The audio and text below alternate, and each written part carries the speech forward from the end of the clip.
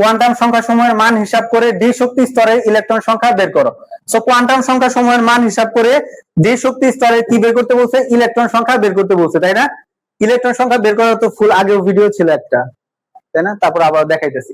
তাহলে ডি শক্তি স্তর বলতে কয় নাম্বার শক্তি স্তর? এ বলতে 1 নাম্বার, বি বলতে 2 নাম্বার, সি বলতে 3 নাম্বার, ডি বলতে কয় নাম্বার? 4 নাম্বার শক্তি স্তর, তাই না? তাহলে 4 নাম্বার শক্তি স্তরের ইলেকট্রন সংখ্যা আমরা কি সাহায্যে বের করব? কোয়ান্টাম সংখ্যার সাহায্যে বের করব। এটাও কত ছিল? এটাও ঢাকা বোর্ড 23 ছিল। হ্যাঁ, এটাও ঢাকা বোর্ড 23। ওকে, তাহলে কোয়ান্টাম সংখ্যার সাহায্যে যদি বের করতে চাই তাহলে আমাদের ফার্স্টে কার মান লাগবে? এন এর মান লাগবে। এন বলতে কি? প্রধান কোয়ান্টাম সংখ্যা। কত নাম্বার শক্তি স্তরের কথা বলছে? 4 নাম্বার। তাহলে এখানে এন এর মান কত আসবে? 4। তাহলে আমরা জানি কোয়ান্টাম সংখ্যার সাহায্যে যদি ইলেকট্রন সংখ্যা বের করতে বলে তাহলে আমাদের কয়টার মান বের করতে হবে? এন এর মান বের করতে হবে, এল এর মান বের করতে হবে, এম এর মান বের করতে হবে, আর এস এর মান বের করতে হবে। এল হচ্ছে প্রধান কোয়ান্টাম সংখ্যা, এল কি? সহকারী কোয়ান্টাম সংখ্যা, এম ম্যাগনেটিক, আর এস কি? স্পিন কোয়ান্টাম সংখ্যা। এল এর জন্য সূত্র হচ্ছে 0 হতে n-1 পর্যন্ত, এম এর জন্য সূত্র হচ্ছে -l হতে +l পর্যন্ত, আর এস এর জন্য -12 আর একটা কি? +12। ঠিক আছে? আর এন মানে কি? প্রধান শক্তি স্তর সংখ্যা, তাই তো? সো এন এর মান যদি 4 হয়, এবার এল মানে কি? সহকারী কোয়ান্টাম সংখ্যা। তাহলে সহকারী কোয়ান্টাম সংখ্যার মান আমরা বের করব। তাহলে সহকারী কোয়ান্টাম সংখ্যার জন্য সূত্র কি? 0 হতে n-1 পর্যন্ত, না? 0 n বলতে n এর মান কত? 4। তাহলে 4 থেকে যদি 1 বাদ দেই তাহলে এখানে কত হয়? 0 হতে 3 পর্যন্ত। তাহলে 0 হতে 3 পর্যন্ত আসলে কয়টা সংখ্যা আছে বলো তো? আমরা যদি একটা সংখ্যা রেখা তৈরি করি, সংখ্যা রেখাটা নিশ্চয় এরকম হয়। এটা 0, এদিকে যত যাব তত প্লাস, +1 +2 +3 এরকম আরো যাইতে পারে। এদিকে যত যাব -1 -2 -3 এরকম। সো এটা কত আসছে? 0 থেকে 3 পর্যন্ত। তাহলে 0 থেকে 3 পর্যন্ত কয়টা সংখ্যা আসলে? 4টা সংখ্যা, তাই না? তাহলে 0 থেকে 3 পর্যন্ত 4টা সংখ্যাগুলো আমরা লিখি। একটা কি? 0, একটা কি? 1, একটা 2, একটা 3। ঠিক আছে? 0 মানে এর মান এটা কি? s অরবিটাল, 1 মানে এটা কি? p অরবিটাল, 2 মানে d অরবিটাল, আর 3 মানে কি? f অরবিটাল, তাই না? এবার আমরা কার মান বের করব? m এর মান বের করব। সো m এর মান বের করার জন্য সূত্র কি? -l হতে +l পর্যন্ত। তাহলে -l হতে +l পর্যন্ত। তাহলে এবার দেখো এখানে এল এর মান তো অনেকগুলা, তাই না? সবগুলা এল এর মান একটা একটা করে ইউজ করব। দেখো ফার্স্টে হচ্ছে এল এর মান যদি তুমি 0 ধরো বা এল এর মান 0 হলে, তাহলে এল এর মান 0 হলে ফার্স্টে m1 এর মান চিন্তা করো। m1 এর মান কত হবে? -0 হতে +0 পর্যন্ত। তাহলে একটা সংখ্যাই তো, তার মানে 0 বসাইলাম। তারপর দেখো আবার এটা কি l1 দিলাম। l2 এর মান কত? 1। তাহলে 1 হলে m2 এর মান কত হবে? তার মানে 1 যেহেতু বসাইছি, 1 বলতে কি? l -1 হতে +1 পর্যন্ত। তাহলে কয়টা সংখ্যা? -1 থেকে +1 পর্যন্ত 3টা সংখ্যা। কি কি? -1, 0, আর এটা কি? +1। ওকে, আবার l3 মানে l এর মান যদি আমাদের এবার 2 হয় তাহলে m3 এর মান কত হবে? দেখো তো, তাহলে ওই সূত্র যদি বসাই, -2 হতে +2 পর্যন্ত কয়টা সংখ্যা? 5টা সংখ্যা। কি কি? -2, -1, 0, +1, +2। ঠিক আছে? তারপরে কত আছে? 3। তাহলে l4 এর মান যদি আমি 3 ইউজ করি তাহলে m4 এর মান কত হবে? -3 হতে +3 পর্যন্ত কয়টা সংখ্যা? 4টা। তাহলে -3, -2, -1, 0, +1, 2, তারপর কত? 3। তাহলে আমরা জানি m এর মান দ্বারা আসলে কি বোঝায়? মোট অরবিটাল সংখ্যা বোঝায় না?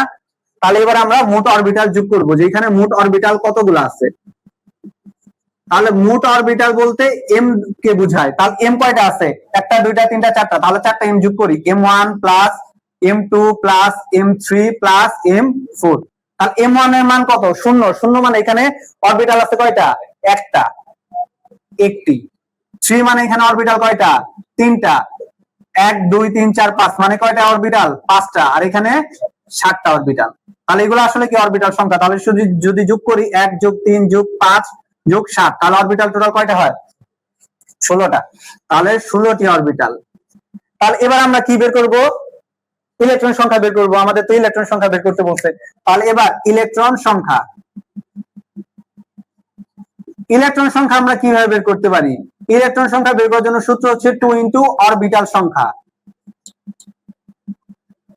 তাহলে আমি 2 বসাইলাম। অরবিটাল সংখ্যা কতগুলো আছে আমাদের? 16টা, তাহলে 2 × 16 মানে কি 32টি। অর্থাৎ ডি শক্তি স্তরে কয়টা ইলেকট্রন থাকতে পারে? 32টা ইলেকট্রন থাকতে পারে। বুঝতে পারছো? তারপরে পরের কোশ্চেন দেখো, এই কোশ্চেনটা ইম্পর্টেন্ট। উদ্দীপকের ইলেকট্রনটির ধাপান্তরে সৃষ্ট বর্ণালীর বর্ণ কিরকম হবে গাণিতিক ভাবে বিশ্লেষণ করো। এবার হচ্ছে বর্ণালীর ম্যাথ। সো বর্ণালীর ম্যাথ যদি করতে যাই আমাদের কার সমীকরণ বসাতে হবে? রেডবার্গের সমীকরণ বসাতে হবে। তাহলে রেডবার্গের সমীকরণ কি আমরা জানি? Mu equal to r of h z square 1 divided n1 square minus 1 divided n2 square. আর এটার পরিবর্তে কি লেখা যায়? 1 divided lambda r of h z square 1 divided n1 square minus 1 divided n2 square. কি কি মান দেওয়া আছে আমরা সে মানগুলা লিখবো। ঠিক আছে? কি লিখছে? ধাপান্তরের সময় সৃষ্ট বর্ণালীর বর্ণ কিরকম হবে। তাহলে বর্ণ কিরকম হবে বলতে তোমার কাছে কার মান জানতে চাইছে? ল্যামডার মান জানতে চাইছে না? তাহলে এখান থেকে আমি কার মান বের করব? ল্যামডা বের করব। তাহলে ল্যামডা ইকুয়াল টু হোয়াট? এখানে কি আছে দেখো তো, ইলেকট্রনটা ছিল কোথায়? ই নাম্বার শক্তি স্তরে, আসছে কোথায়? বি নাম্বার শক্তি স্তরে। এটাকে 1 2 3 4 5, তাহলে ছিল কোথায়? 5 নম্বরে। তাহলে এখানে আমি n2 দ্বারা কি বুঝাই? n2 মানে হচ্ছে যেখানে ইলেকট্রনটা আগে ছিল সেটার মান। তাহলে ইলেকট্রনটা ছিল কোথায়? 5 নম্বরে। আর n1 দ্বারা কি বুঝাই? ইলেকট্রনটা যেখানে আসছে বা পৌঁছাইছে। তাহলে 5 নাম্বার থেকে কোথায় এসে পৌঁছাইছে? 2 নম্বরে। তাহলে n1 এর মান কত? 2। ঠিক আছে? আর RH বলতে কি? রেডবার্গের ধ্রুবক। রেডবার্গের ধ্রুবকের মান তো আমরা জানি মুখস্থ, তাই না? তাহলে রেডবার্গের ধ্রুবকের মান কত? r of h equal to 1.0967 into 10 to the power 7 metre inverse 1 সেন্টিমিটারে করতে পারো। আর এখানে z, z বলতে কি? পারমাণবিক সংখ্যা। এটা কোন পরমাণু? হাইড্রোজেন পরমাণু। তার মানে পারমাণবিক সংখ্যা কত? 1। সো এবার আমরা কি করি? মানগুলা বসাই দেখি কত আসে। তাহলে 1 ভাগ lambda equal to r of h এর মান কত?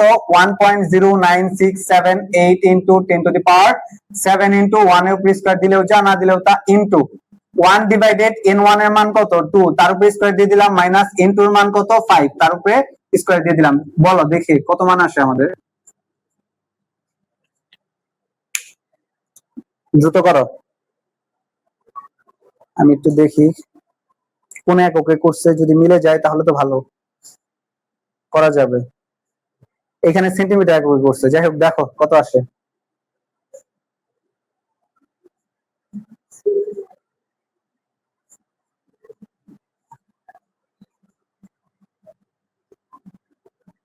Two 2.3 into 10 to the power 6, ঠিক আছে, মিটার ইনভার্স 1। তাহলে এবার ল্যামডার মান যদি বের করি 1 divided 2.3 into 10 to the power 6,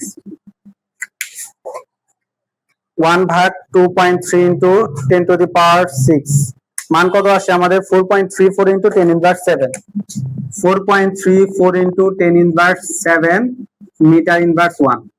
তাহলে এটা কার মান আসছে? আমাদের ল্যামডার মান আসছে। আমরা জানি ল্যামডার মান কোন এককে বের করতে হয়? ন্যানোমিটার এককে। সো সেই ক্ষেত্রে আমাদের 1 ন্যানোমিটার ইকুয়াল টু কত metre? 10 to the power 9 metre. So এটাকে যদি আমি মিটার ন্যানোমিটারে নিতে যাই তাহলে কি করতে হবে? 10 to the power 9 দ্বারা গুণ করে দেব। তাহলে 10 to the power 9 যদি গুণ করে দেই কত হয়? 4.34 into 10 to the power 2। Normal মোডে যদি নিয়ে আসি তাহলে কত হয়? 434.78 ন্যানোমিটার। 434.78 ন্যানোমিটার। ওইটা সেন্টিমিটার এককে করছে, আমরা মিটার এককে করছি। ঠিক আছে? তাহলে দেখো আমাদের কোশ্চেন কি বলছিল? ধাপান্তরের সময় বর্ণালী, সৃষ্ট বর্ণালী বর্ণ কিরকম হবে। দেখো তাহলে সৃষ্ট বর্ণালী আমরা তো জানি 434 থেকে 78, তার মানে এটা দৃশ্যমান হবে, তাই না? দৃশ্যমান রশ্মি। ওকে, দৃশ্যমান রশ্মির ভিতরে এটা কোন বর্ণের ভিতরে পড়ে? এই যে দেখো নীল বর্ণ লেখা। ঠিক আছে? কারণ নীল বর্ণের তরঙ্গ দৈর্ঘ্য কত? 424 থেকে 450 ন্যানোমিটারের মধ্যে। ঠিক আছে? সো আমরা কি বলতে পারি? এটা হচ্ছে নীল বর্ণ ধারণ করবে।